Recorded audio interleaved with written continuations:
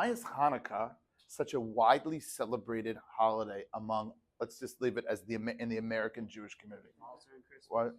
Yeah? I was just gonna say. Falls during the... It almost helps you deal with kind of cultural assimilation because you're saying, oh, I also have a holiday at the same time. Don't worry about it.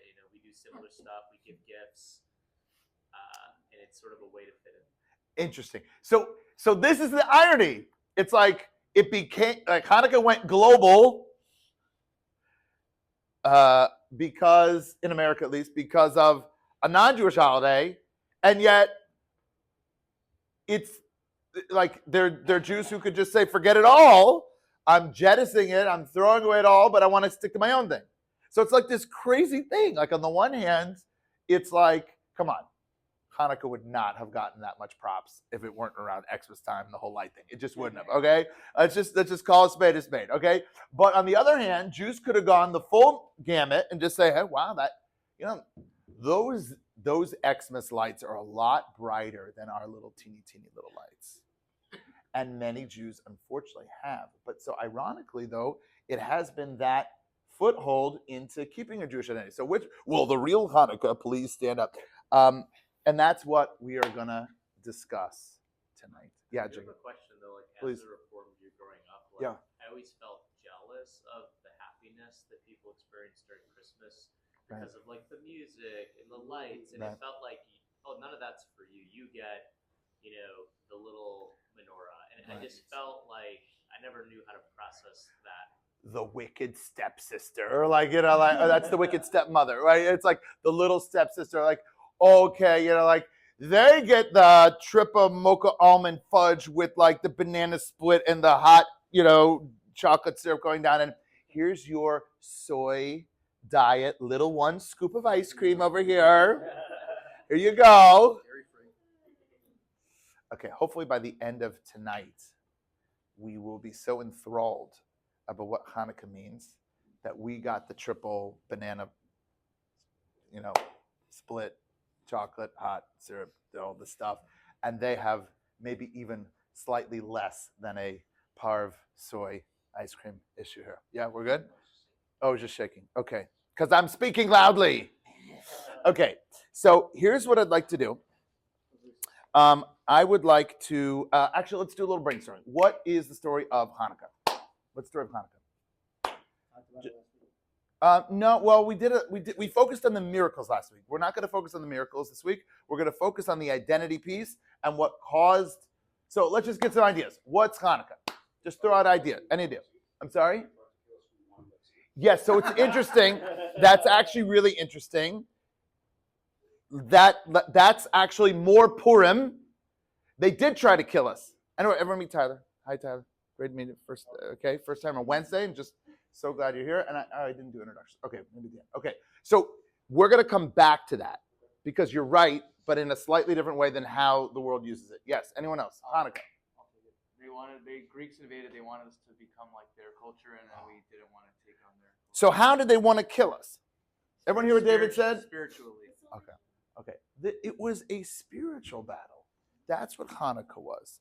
Hanukkah was, I've done my, got my history, and let me button my jacket as I say this, and I don't even know if I should say this, but when I was a history major at Stanford University, if I knew where the degree was, I might rip it up, but I wouldn't do that to my, I wouldn't do it to my mom because it would be too devastating to my mom. Okay, just kidding. The only reason I say that, of many reasons, is Stanford was terrible with the encampments. Did not do anything to protect the Jewish students. It was one of the worst campuses. Shame on them. Shame on them, Stanford. You, yes, you. It's on our YouTube page. I'm sure there's one other Stanford grad who watches right now. Yes. Okay.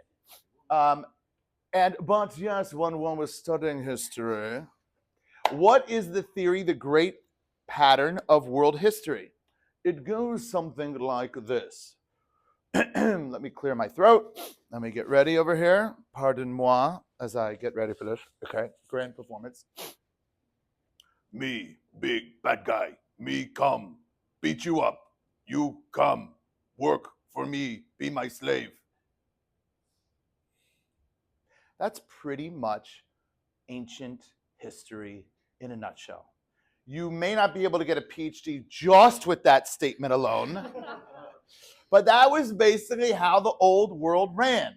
Me big, strong, me come beat you up, me come take you as slave back to mothership, and I win, I stronger, oh, big grunt. Okay? But that's not what the Greeks did. Greeks had a totally different approach, and they still took our taxes and our money, but that's what we're gonna do right now. Okay, so what I would like everyone to do, that's the introduction. You know me, I never like lecturing the whole time. We want people to dig in. So here's what we're gonna do. We are gonna, get into chavrusas. I don't want you to spend too much time on this timeline. I just gave you this timeline a little bit just to understand where in the scope of Jewish history we are. We are after the Second Temple was rebuilt, not the glorious Second Temple physically like Herod built, where before that happened. So the Western Wall as we know it was not there as you know it, but it was still a Second Temple. And that's when the Greeks came. So what I'd like you to do in your chavrusas is really to try to, a very nice English summary. I went easy on you tonight without all the boo. Okay, I'm sorry to the Israelis, but the English is good. Okay, anyway, and then over here, let's see if we can do, I'll check in and see how far we get. Okay, so on your marks, get set, and we'll pass these out. Voila, and I have some for over here. And so buddy up, ideally 2. If you need to do 3, that's okay also.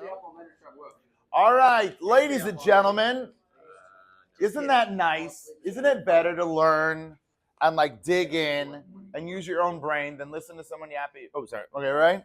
I love it. Now I'm going to yappy. No, just kidding. No, just kidding. We're going to have a nice discussion. But, so what do we got going on over here? Okay? What are some of the highlights of this long first box over here? Let's dig in. Okay, so it was a summary of what we said. So what type of strategy did the Greeks have? Right, forced assimilation. By the way, I remember this. Remember the term that they taught in either middle school or high school? The Greeks had an approach of Hellenism. Anyone remember Hellenism? Yeah, that was, I remember learning about Hellenism freshman year in high school. Hellenism. So, cross-reference from the non-Jewish sources, right? Hellenism, that was their thing. Wear a toga, pay us taxes, bow down to Zeus. We're good. And that was the force. Now, what do you think the reaction to the Greeks was worldwide? Every time someone was in they are one of the nations that literally controlled the known world. So what was the general reaction to the Greeks coming from the native culture? What would you say? Been there, done that before. Ohad, Bekol, yeah? Why? It's true. Greeks were actually, aside from the taxes and whatever, but they were generally pretty liked. Why?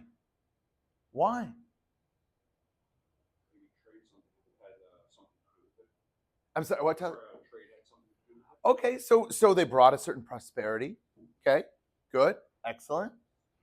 They weren't going to kill you. They were for the most part, live your life. Okay. Preach to their guides and Good. pay their taxes. A more laissez-faire type of thing. Thou shalt keep thy head. It's a very, very good political slogan. I like that. Okay. I got news for you folks.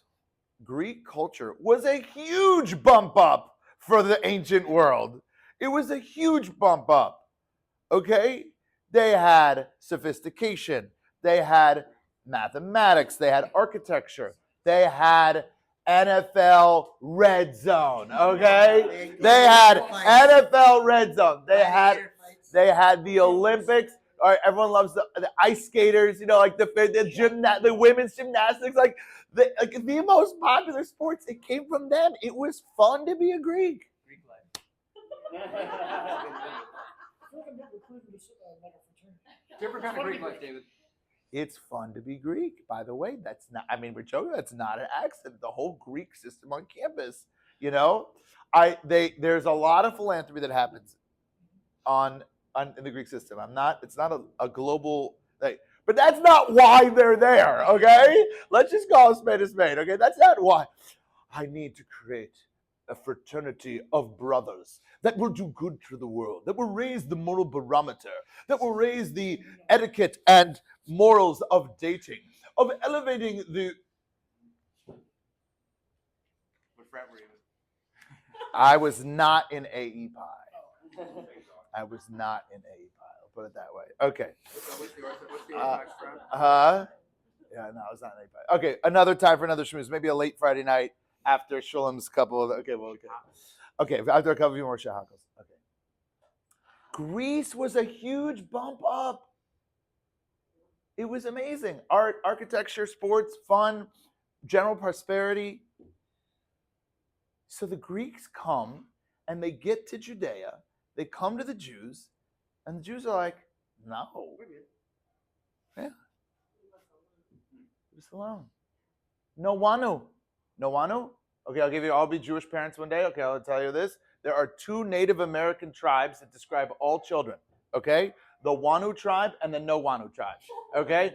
Wanu, wanu, wanu, wanu, wanu, wanu. That's when your 2-year-old like wants something. They wanu, wanu, wanu. I want to, right? And then you have the no wanu, which is usually the majority of the time, right? No wanu, no wanu, no wanu, no wanu. Okay, so we call them whatever. Okay, so they're like, no wanu. They don't want to do it. And the Greeks are scratching their heads. Why? What was so bad about Greek culture? Bring it on. What was so bad? Okay, good, right? They were not worshiping one God. Okay, yeah, right. Well, even yeah, right. So what is it? Right. So it's interesting. They call themselves religious, but their gods were literally to allow them to live a very secular life. If anyone does even a cursory reading of Greek mythology, they were basically bigger, stronger human beings with the same flobbles. Zeus had an affair with this one, had that god. It's like they're projecting all of their deep ta'avot, their deep desires. Okay, and that's what Greece was. It wasn't. Here's the general rule: polytheism allows one to do whatever one wants, because you never have to bow to one God. If the wind god doesn't get me what I want, then I'll go to the sun god. And if the sun god doesn't give me, then I'll get that. It's basically viewing God as a big jukebox in the sky. I put my quarter in, put my shekel in, okay, and I'll get my desired result back. Now, sometimes I really need to sacrifice something really important to show the God that I'm very serious about it. And therefore, I will sacrifice not only my firstborn lamb, but my firstborn child. Voila, you have paganism. Voila. They showing these gods how dedicated they were to give me what I want. Okay? But when you have one God, the buck stops here. And therefore, in Hebrew, the word is nichna. You have to submit yourself to one God. Okay? And that was a fundamental different worldview. Okay? So basically, polytheism, idol worship, that was not going to go. What else was irksome? Yeah, Henry. I'd like to think even by this point in history, we probably had pattern recognition for like outsiders trying to either wipe us out or like take us over, change us or whatever. Okay. And we were about to submit to that. Excellent, Andy. We weren't, the Jewish people have a really good sense, most of the time, of who we are. Okay? And there's a lot of trappings. There's a lot of tinsely lights. There's a lot of big, loud noise in Greek culture. But we're not fooled. Because what's on the inside of the wrapping? What do you really stand for? Yeah. And the Jewish people knew what they stood for. Okay, we're going to get more into this. Okay? But I already hinted to the answer that we brought up at the beginning of like, we're like the poor stepsister. They got a lot of tinsel. They got a lot of show. When you come down to the core of what we're celebrating versus what they're celebrating, we got the banana split. We're good. We're really good. Okay, so the Greeks were frustrated. they come along, and what were some of the decrees? Oh, actually, there's one paragraph I wanted just to explain over here in Paul Johnson. By the way, Paul Johnson wrote an amazing book called The Jews, History of the Jews. He actually did not intend to write that book. He actually wanted to write a book called The History of basically the Christians. And he started a few months in his, whatever it was, amount of time into the project. And he realized, I cannot write a book called The Christians because without really first writing a book called The Jews. And there's some gems in there. Something that only non-Jews actually looking out at the Jewish people could say without being afraid of like, we're just like patting ourselves on the back. Like that's pretty egotistical. But like he writes that the Jews provided most of the moral furniture that occupies the human mind, okay, than any other people. Like the fact that like thou shalt not murder is like everyone kind of knows it's right, even if they don't live up to it, or thou shalt not steal. Like the Greeks and Romans were not, that was not their mojo. That was not the messaging that they were pushing, okay? Theirs was a might makes right type of thing, right? And Jews like, excuse me, sir, our Torah tells us that you can't kill people. It's like, to the lions, you know, like, you know, you're gonna be NFL red zone on Sunday, you know? It's like, by the way, so I oftentimes joke, the reason why the Bears are playing, are they playing football? Are they playing Foursquare? Okay, whatever they're playing. Okay, whatever they're playing. My Niners aren't doing well this year. But the reason why NFL stadiums are playing with an oblong ball with white stripes in it and not throwing an underclass to the Lions is because we won the argument of history. Thou shalt not murder. It's 100%. I'm telling you, you would have gladiator red. Now we have gladiators. Okay, they're going like over the pond and you know doing all this the gladiator stuff. The real gladiators would be killing people. I'm sorry. Okay. By the way, that's a throwback. Oh yeah, you know why UFC is so popular? Because you know football is only so violent. I mean, that was really okay.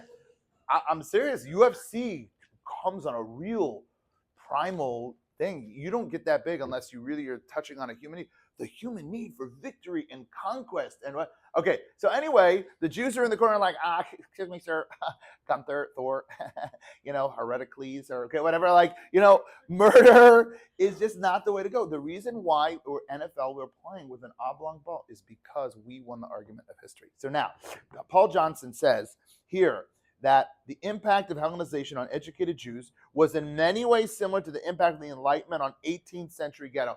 He says 18th century ghetto. I would say 18th and 19th century ghetto, but okay, I'm not going to disagree with them on tape. Okay. It was a destabilizing force spiritually, and above all, it was a secularizing materialistic force. Okay. Anyone know a little bit of European history? The Enlightenment. What was the Enlightenment? Haskalah, we call it in Hebrew.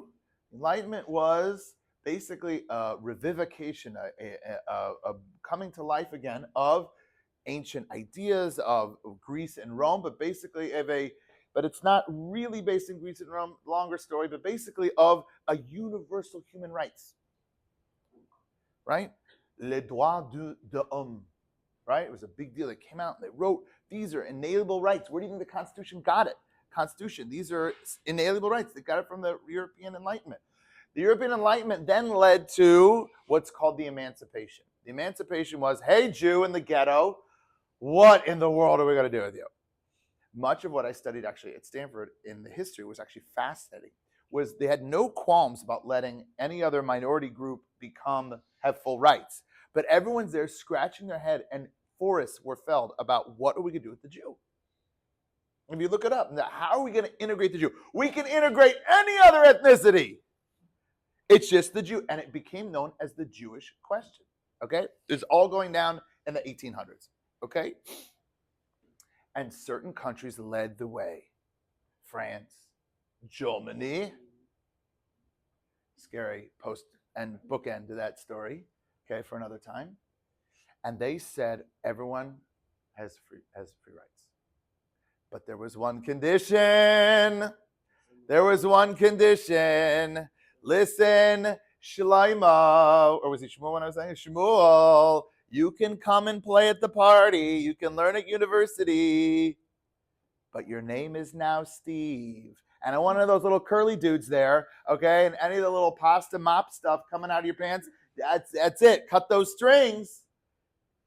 That's one of the, by the way, quick time out, that's one of the blessings of America. We can be in America and still have our sort of Jewish cake and eat it too. Okay, but then that was the decision. It was a very binary decision in France, in Germany, in all the educated enlightenment. And so what you gonna do? What you gonna do? You've been beaten up for the last 1900 years since you've been kicked, 1800 years since you've been kicked out of your land.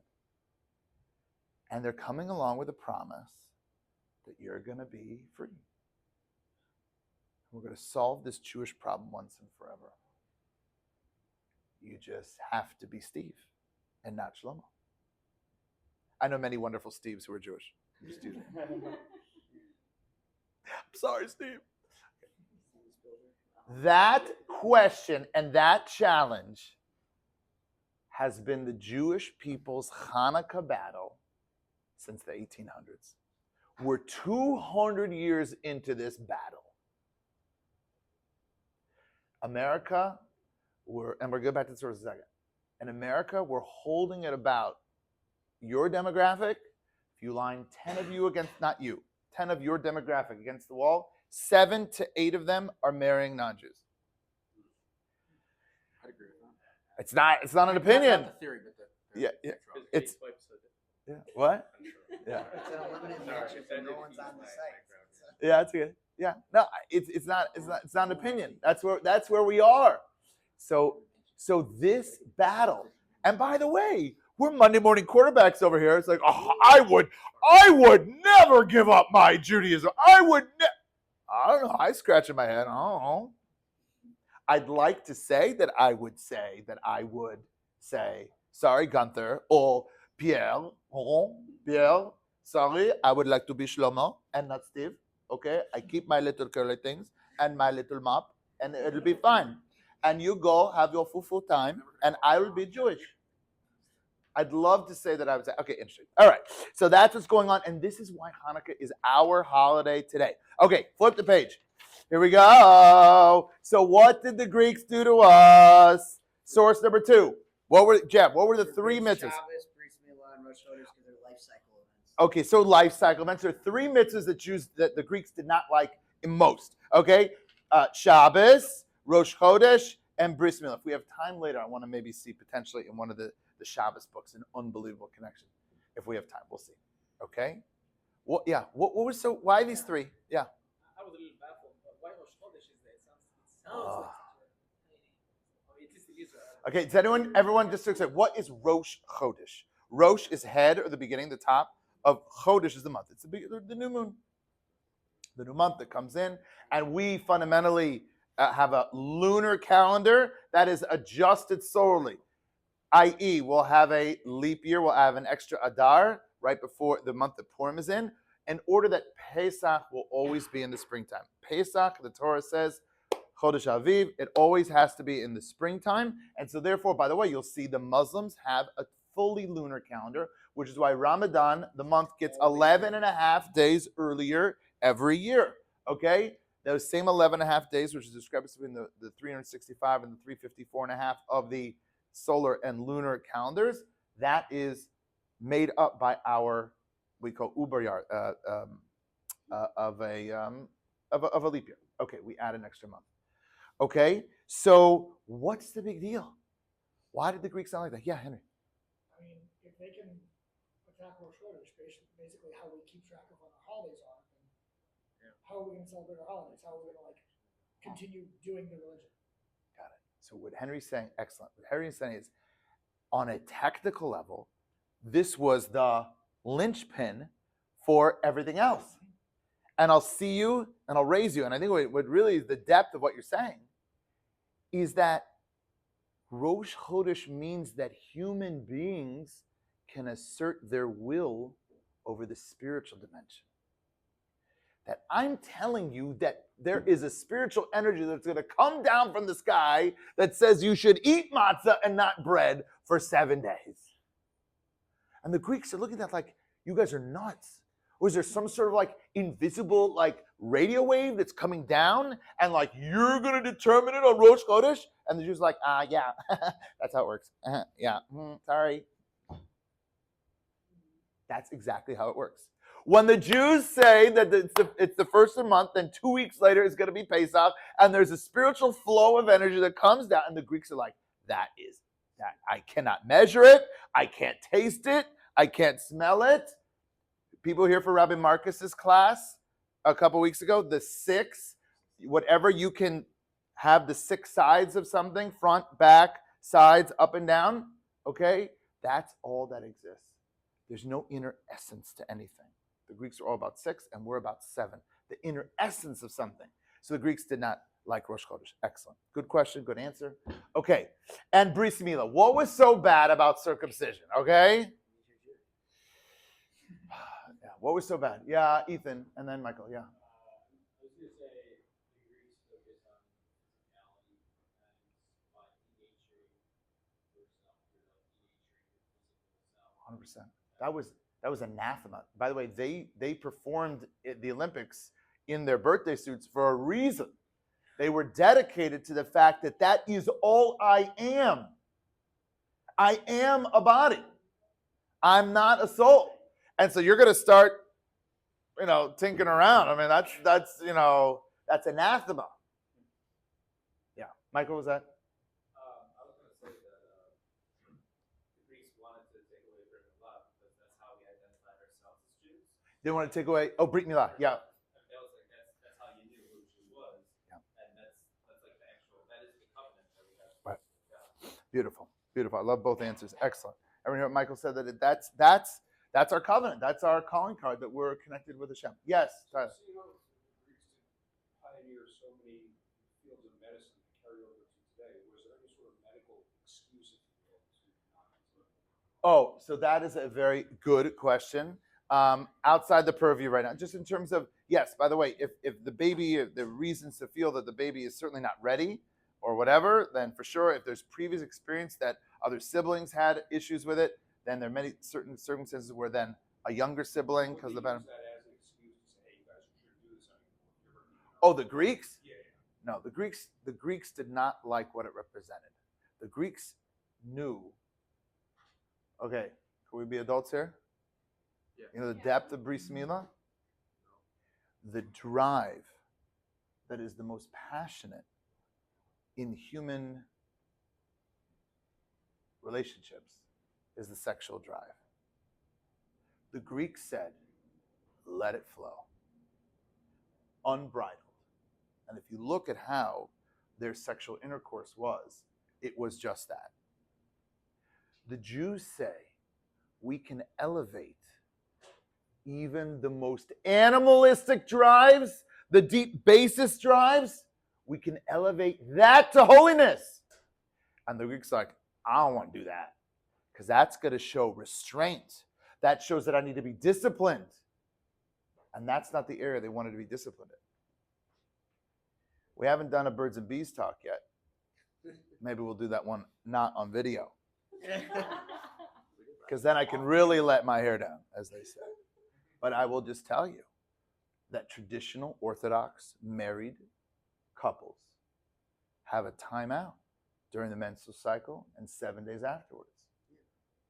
And I want you to know something. It ain't easy.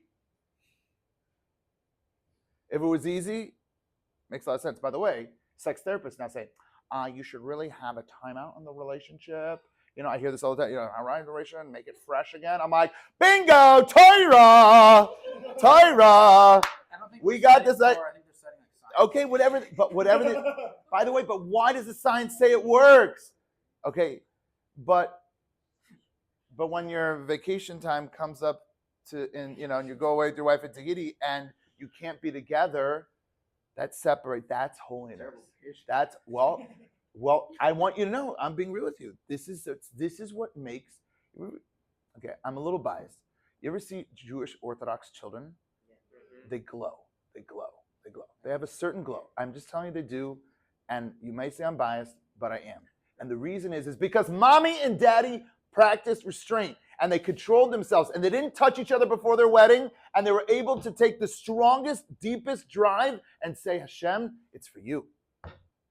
And I'm going to make our marriage holy and our children are going to be holy. Okay? I don't want to be like I'm coming down at you like you do something wrong. I'm so passionate about this guy and I really talk about it. But we might have to edit this out. Okay, we'll see. Okay. No, you're 100% right. 100% right. But it brought up really this area of sexuality. You could see the total difference between Greeks. I am a body versus I am a soul, which means then I can control my body. I should be in control of those desires. Okay.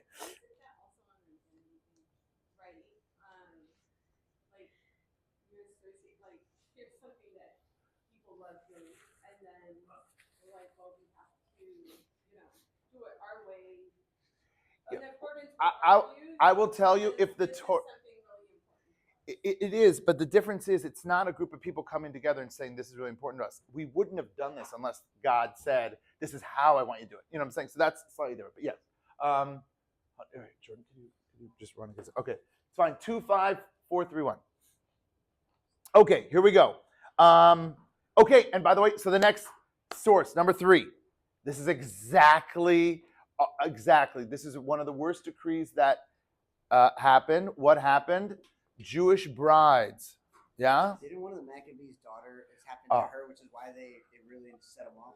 Jeff, you set us right into the next section. That was excellent. What happened was that it's called Leil Tchila Lehegemon, which means that a Jewish bride was basically kidnapped and raped the night before her wedding. There are few stories sounds like it's fictitious. There are a few traditions about how, in our sources, what was the beginning of the guerrilla warfare that kicked it off. One was that we protesting against idol worship, we mentioned here. One was a daughter of the high priest. Now, she was the daughter of the high priest. She was getting married.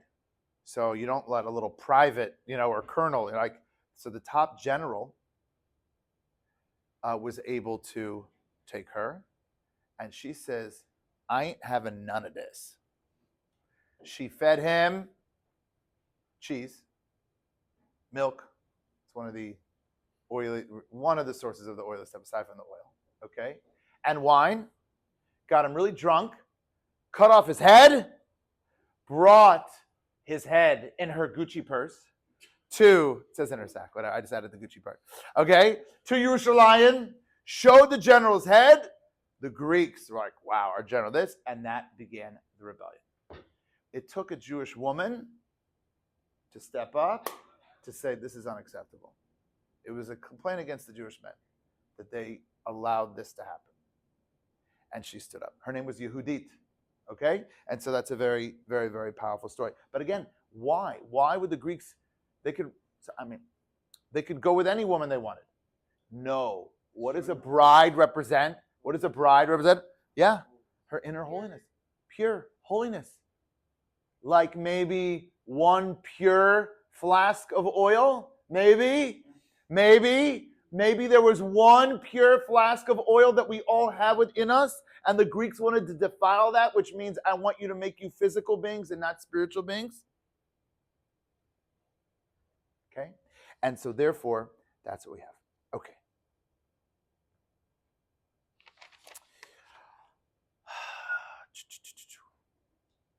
Okay, thoughts, questions, a couple more things, and we'll bring it in for a closing. I'm gonna do everything. I feel like you always talk about the question on the bottom of page 2. Or at least I remember that from previous years. Okay, go ahead. Well, you want me to read it? Yeah. So yeah. Okay. So in other words, okay. So read source 5, Jacob. On Hanukkah, the main reason for the decree upon the Jews was because they were lax in their service of God in the temple. Accordingly, the heavenly decree was to take away the temple service from them. Okay. So we talk about, you see on the next source, source number 6 on the final page, we have something called midah keneged midah. If you ever want to know what the Jewish people are doing wrong, see how we're being oppressed. Sounds terrible. And it's a short step to victim blaming, which we're not. But on the other hand, we never blame our issues on other people. We take responsibility for our actions. That is a classic Jewish approach to everything. And so if they're messing up with our temple, that means that we were weak in our temple. We were weak in our service. And in these areas that the Greeks were able to attack us, that means that we were weak in those areas. Okay?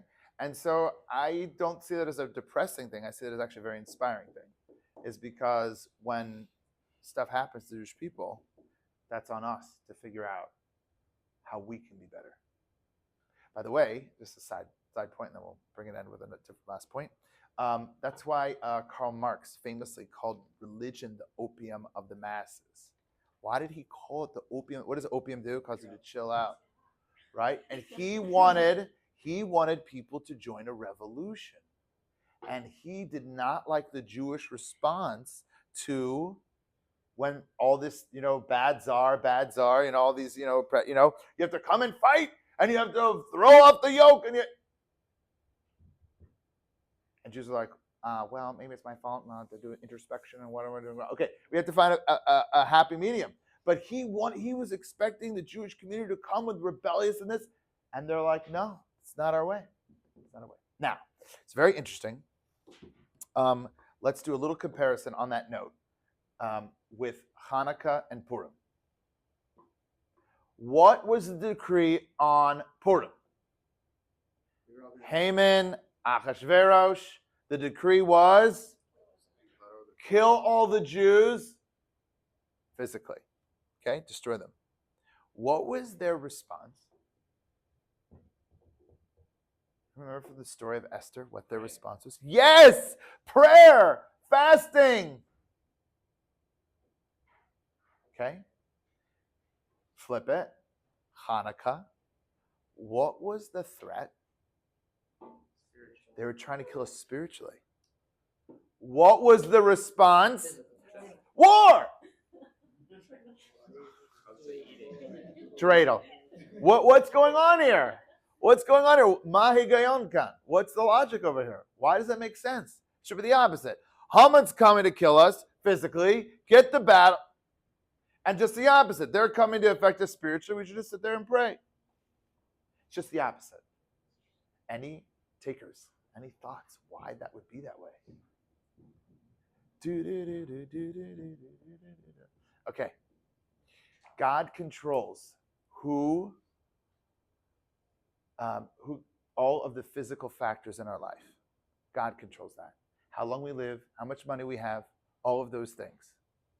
And so therefore, when they're coming for our bodies, that's already decreed on Rosh Hashanah, and we are davening that whatever decree is will be softened or expressed in a different way.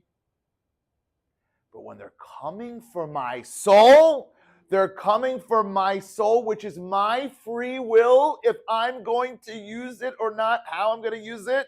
If I'm going to be a higher self, lower self Jew, depends on, that's on me. That I'm fighting for my Judaism. I'm fighting for it. I'll even go up against the Greeks for that. Okay?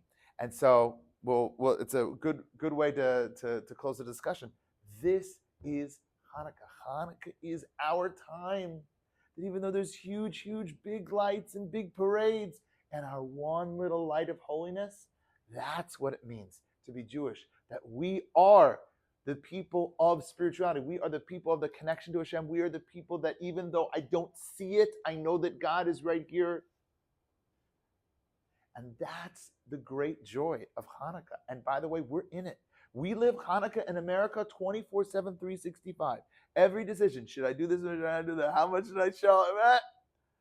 Okay? And so therefore, God willing, this Chanukah, now that we know the story, we know what the battle was, we'll go into Chanukah joyous that we're Jewish. It should be joyous not only because of the latkes and not only because of the family time and not only because we have a deep joy that we're Jewish. It's a gift. There's 8 billion people on planet Earth. We're less than 0.2 of 1%. And it's a privilege. And that's the joy of Hanukkah.